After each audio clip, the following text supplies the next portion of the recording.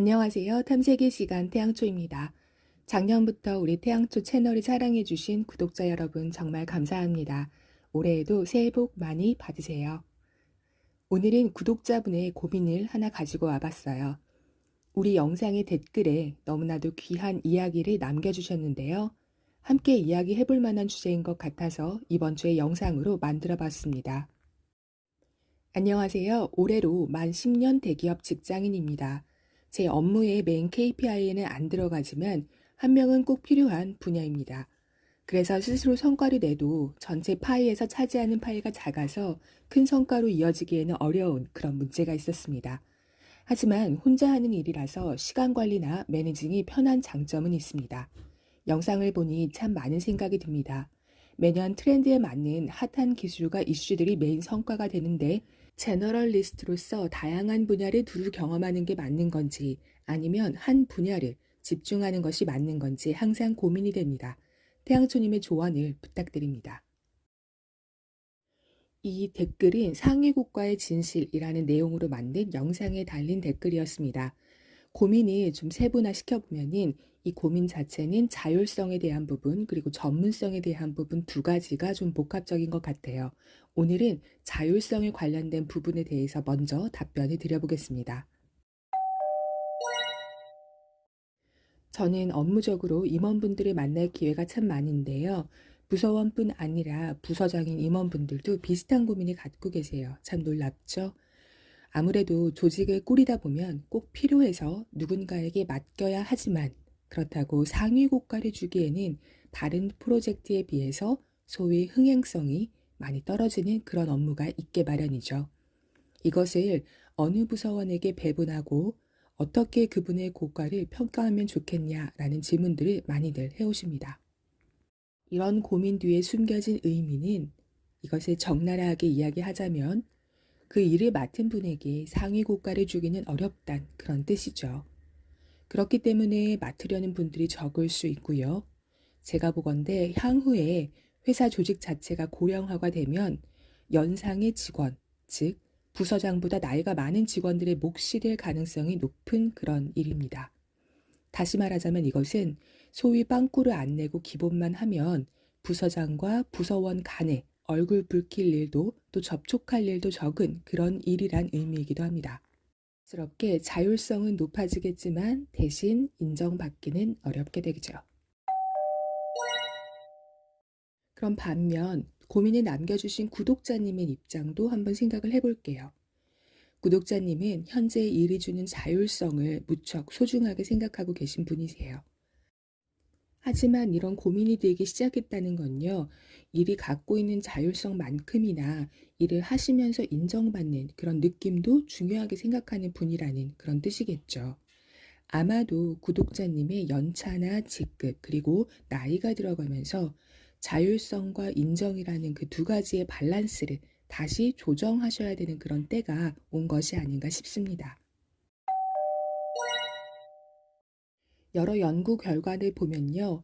일을 할 때에 자율성을 충분히 갖고 큰 책임과 권한이 주어졌을 때 일의 성과가 높아진다는 연구가 많습니다.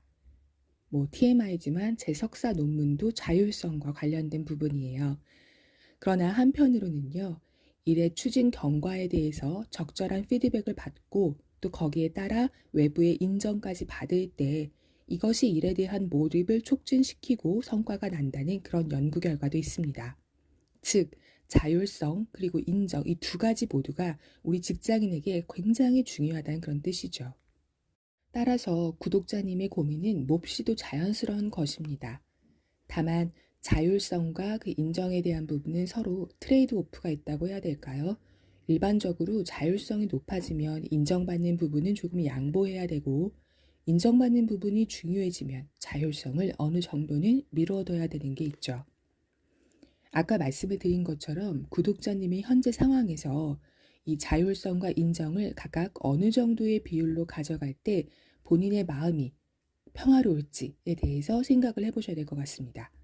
가령 일 전체를 10이라고 할 때 지금까지는 자율성이 8, 인정이 2였다면 앞으로는 이것을 6대 4 정도로 조정해 본다든지 하는 것들을 시도하실 수가 있겠죠.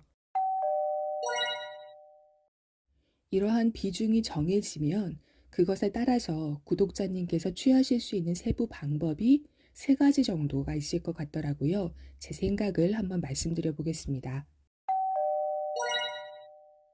만약에 구독자님께서 지금 그 자율성이 높은 이 일을 굉장히 사랑하시고 이 일을 꾸준히 하고 싶으시다면요. 그런 일이 메인이 될 수 있는 또는 그런 일이 돋보이는 부서로 이동을 하시는 방법이 있겠습니다. 대기업이라고 하셨기 때문에 지금 하고 계시는 일을 중심적으로 하고 있는 그런 부서가 분명히 있을 거고요. 그런 부서로 이동을 하시게 되면 구독자님께서 하시는 일이 부서장의 KPI와도 맞아떨어지기 때문에 이때는 보다 인정을 받으실 수 있는 확률이 높아지겠죠. 하지만 부서 이동이라는 것도 리스크가 있죠. 이 또한 저의 여러 개 다른 영상을 보시면 잘 아실 수가 있는데요. 만약에 구독자님께서 현재의 일뿐 아니라 지금 있는 부서 그리고 여기에서의 동료들까지도 몹시 사랑을 하신다면요. 이런 방법을 제안해 드릴 수가 있을 것 같아요. 바로 지금 하고 계시는 일에 밸류 애드를 하는 그런 묘안을 짜보시면 좋을 것 같습니다.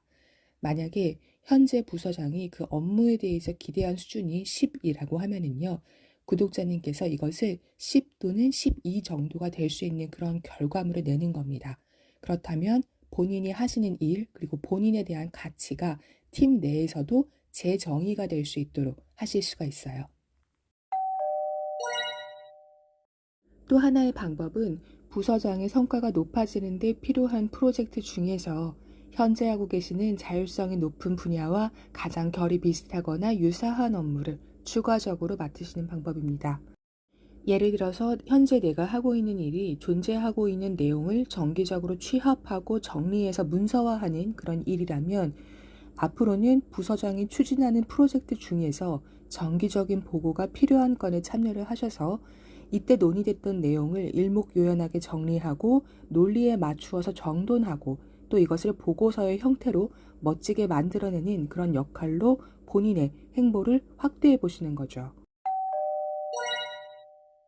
사람에게는 다 누구나 장점이 있잖아요.